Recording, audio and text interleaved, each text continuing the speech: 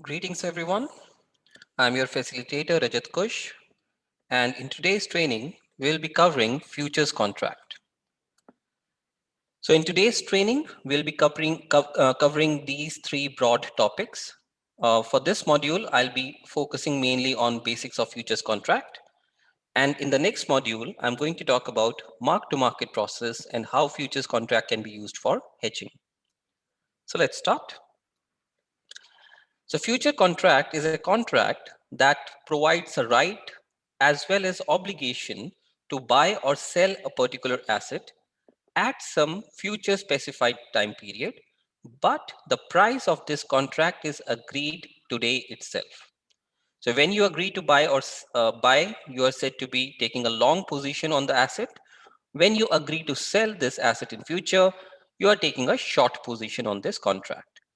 So futures contracts are exchange traded, and that is why there are certain standardized elements in these contracts. So let's talk about the specification of a futures contract. First of all, these contracts are available on commodities, currencies, equities, bonds, everything is there. If we talk specifically about commodity, then you have to talk about quality as well. For example, sugar grade A, sugar grade B, because certain times in these particular commodity contracts, you have delivery. So you have to deliver that particular quality of asset. Otherwise, for other financial assets, there is no ambiguity as such. The contract size specifies the amount of asset that has to be delivered under one contract. I've written delivered, but it could be cash settled as well. For example, let's say one contract, futures contract on Microsoft might have 200 shares of Microsoft. Another one contract on, let's say, Apple stock might have 100 Apple stocks in one contract. So different contracts, different contract sizes. The place where delivery will be made must be specified by the exchange, especially if you're talking about commodities. Delivery month vary from contract to contract, and these are chosen by the exchange. And mostly you're going to find these three maturities: 1 month, 2 month, and 3 months. There are price limits which have been put by the exchange as well. For example, how much movement a particular contract is allowed to have in a particular day. For example, contract price right now is 10, and the upper limit set by the stock exchange is 15, and the lower limit is 5. So if contract price goes up to this value or this value, the trading will cease for this contract for that particular trading day. So these are your standardized elements of your futures contract: value dates, counterparty. Counterparty always actually will be the stock exchange itself. Then the margins, how much margin you are required to put up. We are going to talk about margins in detail in the next module.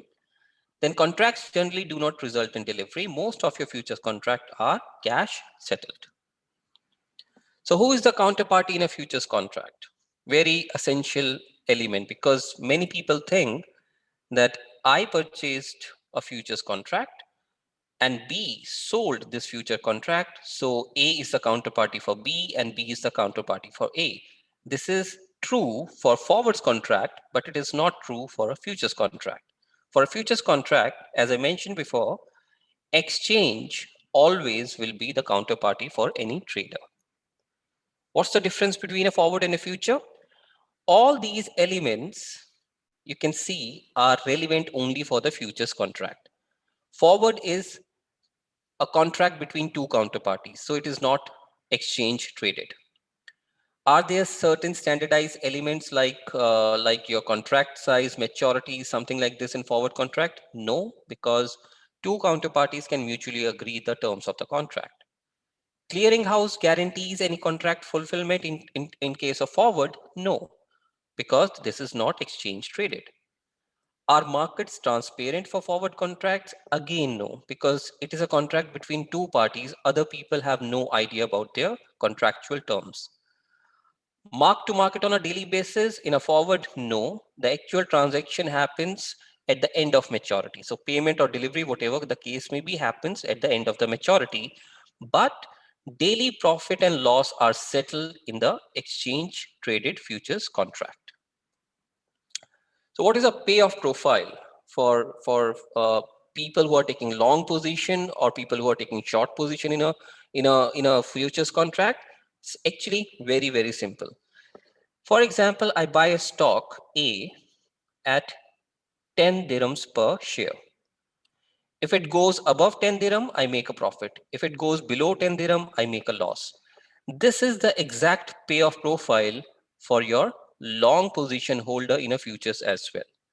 Similarly, if I sell a stock for 10 dirhams per share and stock goes up in value, I make a loss.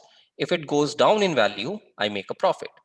This is exactly same for your futures short position as well. So let's have a look. Let's say someone is long on a futures contract on oil, okay? And the contract price is $50 per barrel, right? So this is the contract price. So let's start from the middle. If in future, that is after 3 months, oil is still trading at $50 per barrel, you are not making any profit or loss. But if oil is trading at less than $50 per barrel, then you are making a loss. Why? Because you still have to pay $50, which is your contract price. But if oil is trading for more than $50 per barrel, then it means you are in profit because you still have to pay $50. But let's say it is trading at $70 and this is cash settled. So you will receive $20 as your profit. So this is a payoff profile for a long position holder. You bought at 50, prices went up, you made a profit. Okay. You bought at 50, prices went down, you made a loss.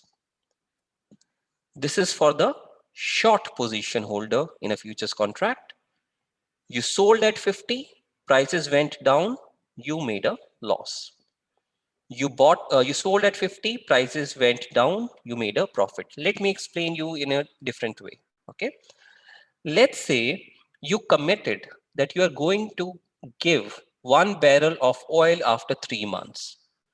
If you were paid $50 after 3 months, assume you do not have any oil. So what's going to happen? After 3 months, you are going to actually purchase the oil and deliver it for $50. So if after 3 months, if oil is trading at 70, that means you have to purchase 1 barrel of oil for $70 and deliver it for $50. That means you are making a loss of $20. And the reverse position, if let's say oil is trading at 30, that means you will purchase 1 barrel of oil for $30, you will deliver it and take your $50. That will give you a profit of $20. So futures contract is a contract that provides the right and an obligation to buy or sell an asset in future. So transaction is going to happen in future, but the price you are going to agree today itself. The price of the contract will be agreed today. It is an exchange traded contract, so most of the elements are standardized. And payoff profile of these contracts are replica of their spot payoffs. That means stock A's payoff will be same as a future on stock A. So they are mostly exactly same. So this is the end of module 1. Hope to see you in module 2. And in module 2, I'm going to cover mark-to-market process, and how futures contract can be used for hedging. Thank you so much. See you in the next module.